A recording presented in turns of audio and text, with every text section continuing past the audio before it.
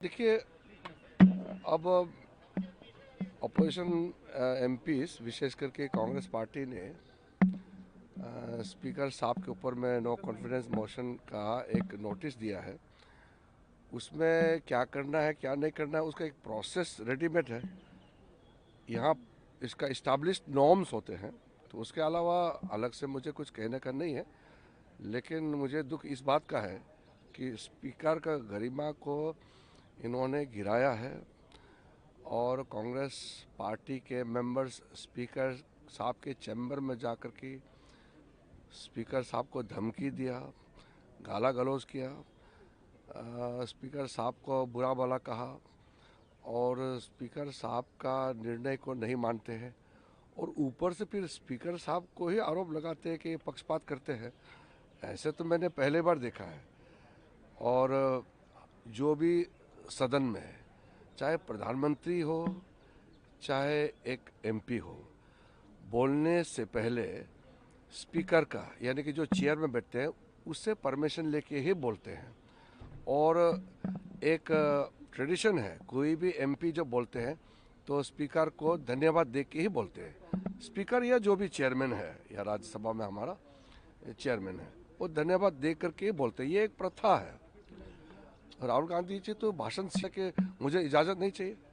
आप रिकॉर्ड में सुने होंगे ना, आप लोग सबने सुना है राहुल गांधी जी ने क्या बोला उस दिन। मुझे बोलने के लिए किसी का परमिशन नहीं चाहिए, मैं अपना अधिकार हक से बोलता हूँ। अब ये मानसिकता तो बहुत खतरनाक है। लोकतंत्र में सिस्टम को नहीं मानोगे, व्यवस्था जो बनाया है उसको नहीं मानोगे, तो फिर ये तो ठीक बात नहीं है। तो हमने उस दिन सदन में कहा कि हर एक मेंबर जब बोलते हैं तो स्पीकर को धन्यवाद देते हैं कि आपने हमको बोलने का मौका दिया, आपको मैं धन्यवाद देता हूँ। ये एक कल्चर्ड बिहेवियर है, ये एक सिस्टम है। राहुल गांधी जी बोलते हैं कि किसी का परमिशन नहीं चाहिए बोलने के लिए, मर्जी से बोलेगा। तो और इतना स्पीकर को गाली गलौज करने के बाद फिर स्पीकर को ही आरोप लगाते हैं, स्पीकर के ऊपर में कहते हैं कि ये पक्षपात करते हैं। ये विडंबना तो मैं पहली बार देखा है जिंदगी में। Sir, do you believe the bill has tweeted that the status of book is still unpublished? Now the entire matter is before the people of the country.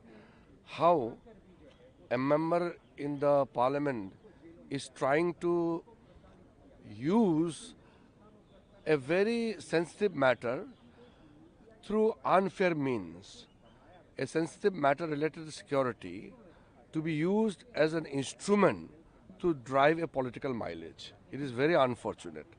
You can imagine if every conversation of an army chief and defense minister is to be discussed publicly, every communication between senior army officer and the junior army officer, or between the prime minister and the defense minister, or between the commander and the army chief, if everything is to be discussed like this, how can you maintain the security of the nation?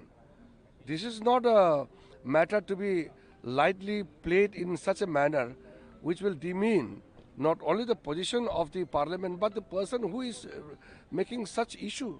He himself should understand that he is an honorable member of the parliament. He owes certain responsibility to the people of this country. If you like the video, do like, comment, share and subscribe.